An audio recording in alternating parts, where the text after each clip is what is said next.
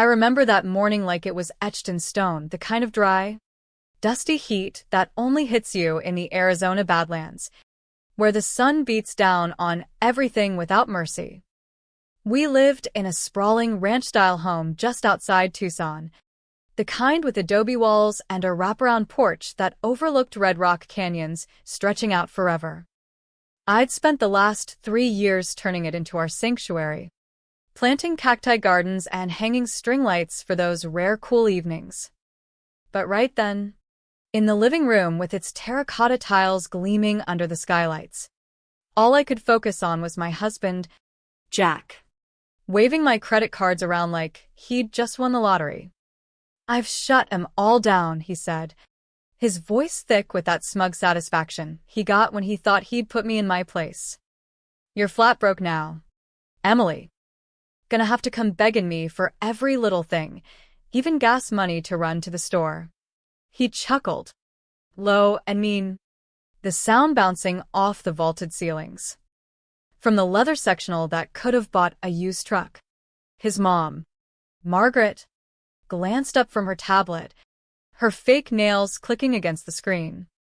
She'd been crashing with us for half a year now, ever since her minor hip surgery, eating the meals I cooked, using the guest suite I'd fixed up with fresh linens and desert-themed art.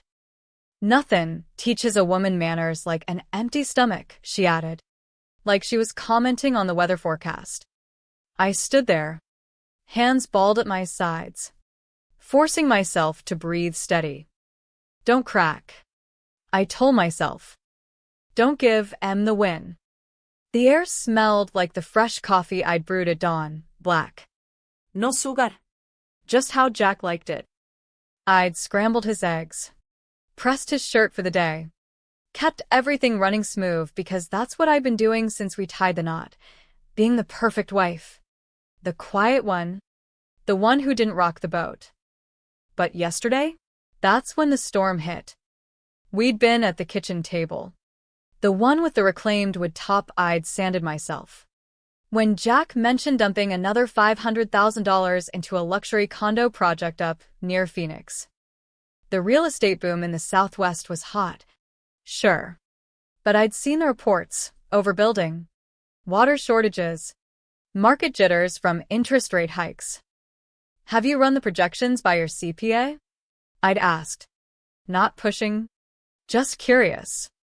Back in the day, before Jack, I'd been a numbers whiz at Thompson Financial Advisors in downtown Tucson. Handled multimillion-dollar portfolios. Spotted red flags and balance sheets like a hawk spots a rabbit. But I'd walked away from all that when Jack proposed, saying he wanted to provide, that I deserved a break from the grind. Provide. What a joke that felt like now. Standing there cut off from basics. Jack stepped closer, his boots scuffing the tile. "You think you're still the expert 'cause you crunch numbers for a living once?" I turned Dad's little construction outfit into a 7-figure empire building homes across Arizona and Nevada. "What be you done lately?" "Huh," Margaret chimed in, smoothing her sundress, the one I'd helped her pick at the mall last week, charged to the household card that was now worthless. "That's what happens when you marry someone without roots, Jack. These girls from nowhere, they forget their place quick." "Nowhere?" "Yeah." I'd bootstrap my way up, no silver spoon like Jack's family, with their old mining money from the copper days. 2 jobs through community college, then a full ride to U of A for my accounting degree. Landed at Thompson's right out of grad school. Climbing fast. But in their eyes, my grit was dirt compared to their legacy. "I need money for groceries, for the house," I said, hating how my voice wavered. Jack checked his smartwatch, the fancy one I'd gift to him for our anniversary. Shoulda thought twice before mouthing off. "Figure it out. Maybe hit up those old buddies of yours for a handout." "Oh wait, you ghosted him all when you became Mrs. Harlan, didn't you?" He was right, and it stung like a scorpion. I drifted from my work pals, Stopped grabbing beers with college friends when Jack griped they were too rowdy. With Margaret here, hogging the space and nitpicking everything, I'd shrunk even more. Isolated. Dependent. As they grabbed their keys, Jack for a site meeting, Margaret for her spa day, I felt something click inside. Not a snap, but a quiet unlock, like remembering I had a key to my own damn door. Jack's phone buzzed sharp, slicing the tension. He frowned at the screen. First Southwest Bank, he muttered, shooting me a glare. You try using one already? 'Cause they're dead. Emily. I hadn't moved. He answered. All business. Jack Harlan here. I watched his face shift, confusion, then wide-eyed shock. Like he'd stepped on a rattler. Say that again? No. That can't be right. Margaret paused by the door, sensing blood in the water. Impossible. Jack barked into the phone, grip white-knuckled. When he hung up, he stared at me like I was a ghost. Emily, what the hell did you do? I didn't rush to answer. Instead, I sank into the armchair by the window, overlooking the saguaro-dotted yard, and crossed my legs. My pulse raced, but I kept cool. What did the bank say? Jack's jaw tightened. Something about a big transfer from accounts tied to this address. Investment payouts. LLC stuff. They want me in person. Margaret hovered, eyes darting. How much? Wouldn't say over the line, he snapped, Glaring at me. You've been squirreling away cash behind my back. Not hiding, I said evenly. Protecting. Before Margaret could spit venom, I held up a hand. Let me spin you a yarn about a girl who clawed her way up from scratch. Jack opened his mouth, but shut it, maybe seeing the steel in my eyes for the first time in years. For years back, I was Emily Hayes, senior analyst at Thompson Financial. Robert Thompson hired me at 24, fresh from my master's, blown away by my paper on Southwest real estate volatility. You see the story in the spreadsheets, he'd said. By 26, I was managing big accounts, forecasting booms and busts in the desert market. Partnership whispers were in the air. Then I met Jack at a charity rodeo fundraiser. Charming as all get out, asking real questions about my work. We dated hot and heavy, steak dinners, weekend drives to Sedona. When he proposed at our cabin in the mountains, rings sparkling like starlight, he added, Let me take care of you. Eminencia. No more 70-hour weeks. You've earned a soft landing. It sounded like a dream after grinding so hard. Robert warned me when I quit, keep your finances separate. Renew your licenses. My door's open if you need it. I tucked his card away, thinking it was overkill. First year? Bliss. Jack involved me in his deals. I organized our home, hosted barbecues for his crew. Second year, cracks showed, snide remarks about my lazy days. Why wasn't dinner on the Then Margaret's surgery. Just a few weeks, she said. 6 months later, she was Queen Bee, whispering to Jack, she's gotten soft without a paycheck. You could have married the Dawson girl. Her dad's got half the Vegas strip malls. Jack bought in, tuning me out, making solo calls on everything. 6 months ago, seeing the writing on the wall, I fished out Robert's card and called. I need that advice now. We met at a coffee shop while Jack was on site and Margaret at Bridge Club. He listened. Then, good news, you kept that pre-marriage nest egg separate. It's yours under Arizona law. Back home, Jack demanded, spill it. I smiled. I remembered who I am without you. Jack's face turned beet red, veins popping like he'd been out in the midday sun too long. Cut the cryptic crap. Emily. What's going on? Sit, I said, calm as a still pond. Margaret huffed a laugh. You don't call the shots here. Honey, you're a nobody without his wallet. Sit, I repeated. Still in my tone. Jack actually dropped onto the couch. Margaret followed, fuming. I stood by the window, gazing at the prickly pear blooming in the yard, the ones I'd planted to make this place feel like home. Real power wasn't in the fancy trucks or the land deeds. It was in knowing your worth. When we got hitched 3 years back, I had $200,000 socked away in savings and investments. Worked my tail off since high school, waitress gigs, night shifts to pay for school, build my career. Jack interrupted. I pushed for the prenup to shield my business. Smart move, I nodded. And it spelled out clear, what we brought in stays separate. Your construction empire's yours, my nest egg's mine. Margaret sneered. $200,000? Jack clears that in a slow quarter. Peanuts. Maybe to you, I said. To me, it was security, proof I could stand on my own 2 feet. I turned to face them. So, I kept that account humming. Every month, I'd tuck away a bit more from the household allowance, nothing sneaky. Just smart managing. But 6 months ago, when things soured, I called Robert Thompson. We restructured it into Hayes Investments LLC, focusing on Southwest real estate trusts and green energy bonds. Safe bets. Low risk. High yield in this market. Jack's eyes widened. The bank mentioned a payout, $2 million? Spot on, I confirmed. Compounded growth. Smart flips during the boom. All legal. All mine under the prenup and Arizona community property laws. No joint assets touched. Margaret exploded. You thief. That's marital money. Nope, I said coolly. Premarital principle. Separate growth. Robert's firm handled the paperwork, ironclad. Jack rubbed his temples. Why hide it? I didn't at first. But when you started treating me like hired help, when Margaret moved in and y'all ganged up, I needed a safety net. The room went quiet, save for the hum of the AC fighting the desert heat. Flashback to that coffee with Robert.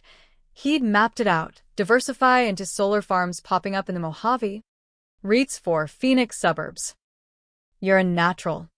Eminencia. This could grow big. I'd signed. Heart pounding, but it felt right. Back to now, Jack looked shell-shocked. So, you're leaving? Not yet, I said. But things change. Or they end. Margaret jumped up. This is blackmail. Call it a wake-up call, I replied. I've got proof too, not just numbers. I pulled a notebook from my bag, leather-bound like the ones I used at Thompson's. Started jotting things down when I saw the pattern. Dates. Quotes. The works. Jack frowned. Spying on your own family? Protecting myself, I corrected. I flipped pages. September 10th. Jack tells his foreman over lunch that he keeps me around 'cause I'm easy on the eyes and don't talk back much. When I asked later, he said it was guy talk. Jack shifted. Out of context. September 18th. Margaret says I've let myself go since quitting. That Jack deserves a wife who stays fit for her man. You suggested yoga classes. Margaret snarled. Friendly advice. I kept reading. October 5th. Jack nixes my online accounting course. Says it's a waste, and I should focus on the garden or something useful. The entries piled up, belittling. Control. Isolation. Then, the kicker. 2 weeks ago, I peeked at Margaret's phone, left unlocked on the counter. Text her gal pal. Linda. Almost got Jack to dump her. The Dawson girl's a better fit. Her old man's connections could land us those Vegas contracts. Linda. How? Margaret. Chip away at his ego. Make him see she's dead weight. Jack turned to his mom. Betrayed. Mom, For your own good, she stammered. You could aim higher than some self-made nobody. I closed the notebook. This wasn't about love or family. It was a power play for business perks. Jack paced, boots thudding. This is nuts. We're supposed to be partners. Partners? I laughed bitterly. You cut me off. Said I'd beg for basics. Margaret backed starving me into line. That's not partnership, that's control. And in Arizona, financial abuse is grounds for divorce. Prenup or not. The word abuse hit like a dust storm. Jack recoiled. I never laid a hand on you. Doesn't have to be physical, I said. Locking someone out financially. Cutting ties to their world. That's abuse too. Margaret grabbte her bag. I'm not listening to this tripe. Actually, you are? I said. I've booked you 3 months at the desert and extended stay. Nice spot with a pool and kitchenette. Packers came this morning while you were at the salon. Truck's coming soon, she shrieked. You can't boot me, Jack stared. You packed her stuff? Yup. She's out today. Done enough damage. Margaret whirled on Jack. Let her toss your mama like trash? But he waved her off. Conflicted. And the money? Jack asked quietly. It's mine. But I'll seed a joint fund for us, if we fix this. Counseling first, specialist in power dynamics and money issues. You treat me equal. No more puppet strings. I go back to work. Consulting gigs. Or what? I hire a shark lawyer. Walk with my millions per the prenup. Clean break. Margaret fumed, but Jack nodded slowly. Gimme time. Till the truck leaves, 1 hour. The mover showed up on the dot. Loading Margaret's suitcases. Her knickknacks. The quilt from the guest room. Each box out felt like breathing freer. She stood in the foyer. Seething. You'll rue this. Gold digger. Goodbye, Margaret, I said, holding the door. She stormed to her SUV, dust kicking up as she peeled out. Silence settled like after monsoon. I found Jack in his den, staring at blueprints he wasn't seeing. She's gone. He nodded. Did I turn into that monster? I sat across. Not overnight. Slow slide. When you let Margaret's poison take root. Started seeing me as a liability, not a teammate. He winced. Thought I was shielding the business. Dad built it from scratch after the mines dried up. Proved everyone wrong. By keeping me down, I finished. Made you feel big. He didn't deny it. The abuse stuff. I'm sorry. Eminencia. Treated you like dirt after you gave up everything. Sorry to start, I said. But actions count. Called a therapist Dr. Elena Vargas. Specializes in couples and finance stuff. Slot tomorrow. I blinked. Already. Scared you'd bolt. He took my hand tentatively. Life without you? Empty as these canyons.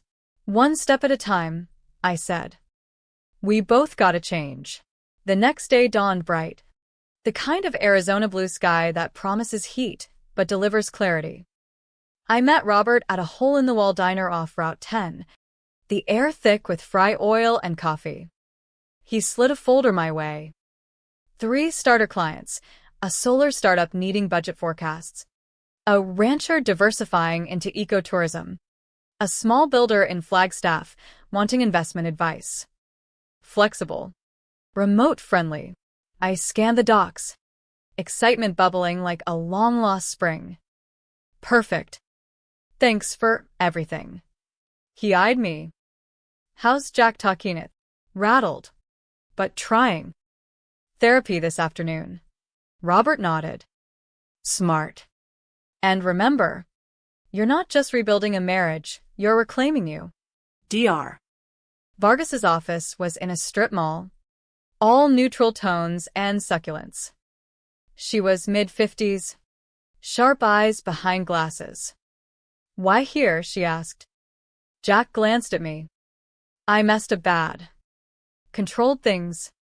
Listened to wrong voices." I added, "Want to see if we can be equals?"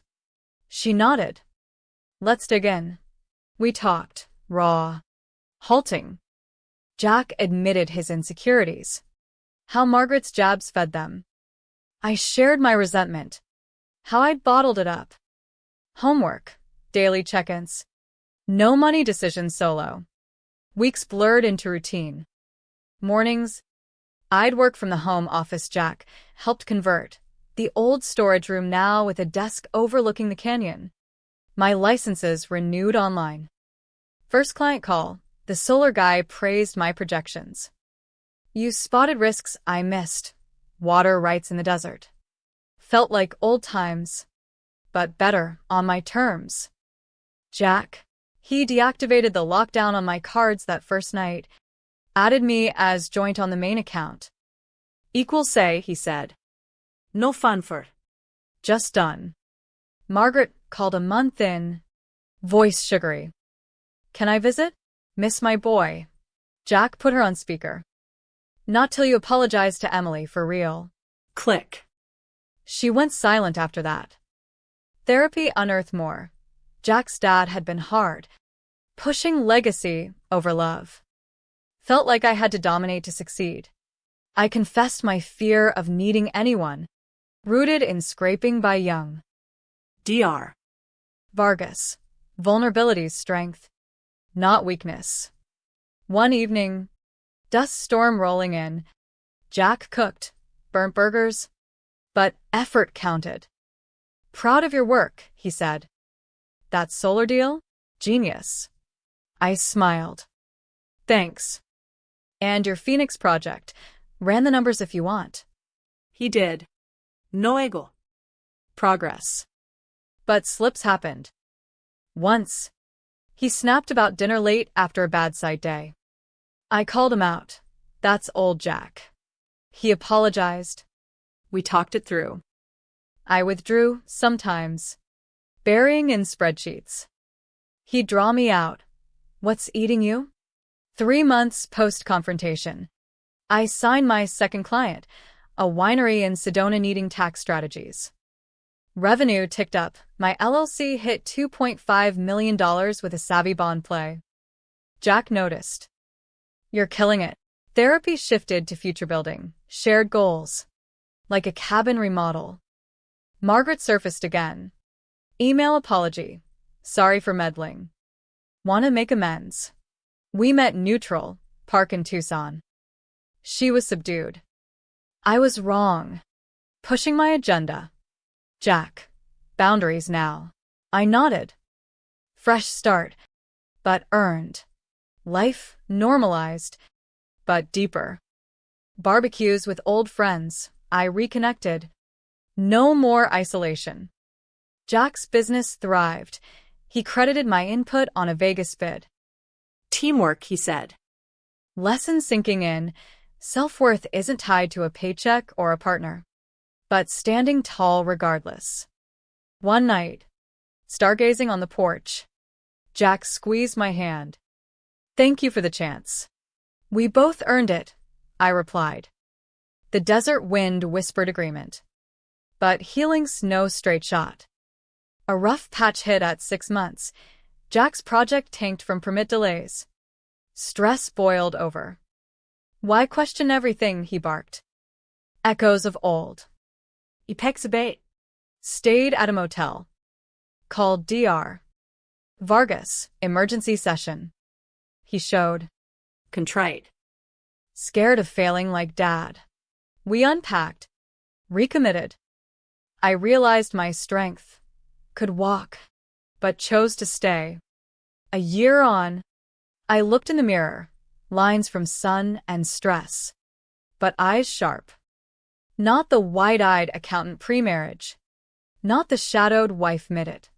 But resilient. Downstairs, Jack prepped coffee. Client meeting today? Yup. And dinner out? He grinned. Deal. We weren't flawless, but partners, real ones. The humane twist? Forgiveness with boundaries. Lesson light but profound. Value yourself first. The rest aligns. As the months rolled, I dove deeper into consulting. Picked up a gig advising on tribal land developments, sensitive, rewarding. Jack supported, even networked for me at a chamber event. My wife's the brains, he bragged. No irony. Margaret? She visited sparingly. Polite now. Therapy wrapped after 9 months. We had tools. The money? We invested jointly in a community solar project, giving back. It felt right. Humane. Not event blast. Just growth. Time in the desert has a way of grinding edges smooth, like wind on sandstone. A year after that fateful morning, our home felt different. Not just the fresh paint on the porch or the new herb garden I'd planted, but the air itself. Lighter. Less charged. I de expandalles investments. Now consulting for a dozen clients across the Southwest. One standout, helping a Navajo co-op navigate federal grants for renewable energy. Your insights saved us months, their director said. Pride swelled, not dependent on Jack's approval, but mine. Jack evolved too. His construction firm landed a big contract for eco-homes in Nevada, partly from tweaks I suggested on sustainability. Couldn't have done it without you, he admitted over tacos one night. We ate out more, talked real, dreams, fears. Therapy's legacy, no more sweeping issues under the rug. Margaret? She settled in a condo near Phoenix. Visited monthly. Apologies turned to actions. She gifted me a bookkeeping software sub. For your business. Tentative bridge building. But life's no fairy tale. A curveball hit. Jack's old foreman embezzled, costing $100,000. Stress peaked. He withdrew, echoing past patterns. Handle it yourself, I said in session recall. We confronted. I'm scared, he confessed. Of losing control. I shared my trigger, fear of dependence. We navigated. Hired auditors. Recovered most. Strengthened us. 18 months post. I hit a milestone. LLC valued at $3 million. Celebrated with a Sedona hike. Proud of you, Jack said at the summit. And us. Lesson crystallized. Relationships thrive on mutual respect, not control. Humane ending. No villains banquised. Just people learning. 2 years on. We hosted a barbecue, my old colleagues, his crew, even Margaret. Laughter echoed under string lights. I caught Jack's eye across the yard. A silent nod. We'd rebuilt. Wiser. The light lesson? Protect your spark. It lights the way for others too.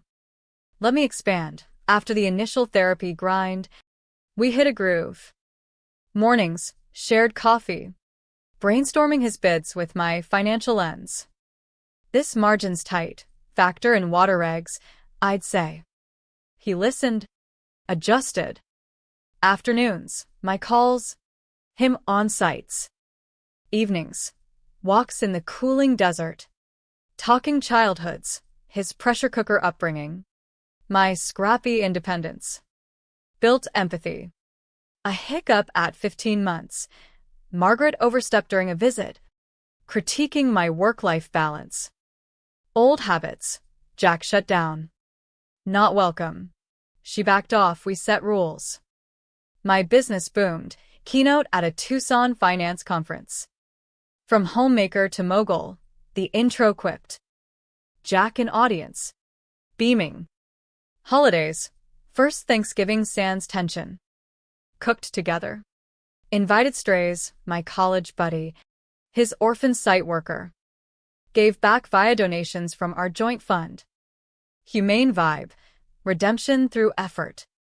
By year 2, we renewed vows, simple ceremony at our cabin.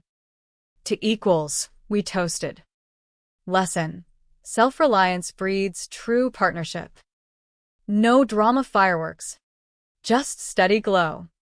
Looking back from 3 years out, that morning's chaos feels like a distant thunderstorm, fierce but formative. Our Tucson home? Still standing. But evolved. Solar panels from my investments. A shared office where we collaborate. Hayes Investments? Thriving at $4 million. Partnering with local nonprofits for financial literacy workshops. Empowering folks like I tell classes, women rebuilding post-divorce or career breaks. Jack's firm? Sustainable focus now. Winning green awards. He credits therapy, learned listening's leadership. Margaret? Reformed-ish, lives independently. Joins us for game nights. No meddling, mutual respect earned. Challenges persist. A market dip tested us. My advice steadied his ship. We argue. Make up. Grow. Kids? Discussing adoption, humane path. Giving a child roots we both value. The light lesson echoes daily. Honor your worth. It invites others to rise. No revenge saga. Just a family redeemed through grace and grit. In the end, that's the real Western spirit, forging ahead under wide skies. As years ticked, our story inspired quietly. Friends sought advice. How do you turn it around? Honesty. Help. Hard work. Jack volunteered at my workshops, sharing male perspectives on financial equity. Abuse hides in control. Break the cycle. A pivotal moment. 2.5 years. Margaret fell ill again. We cared for her, boundaries intact. Thank you, she whispered. Healing full circle. Today. January 2026. I pen this from our porch. Jack beside me. Sun sets over canyons, painting reds and golds. Happy, he asks. More than. Lesson. Humanity wins when we choose growth over grudges.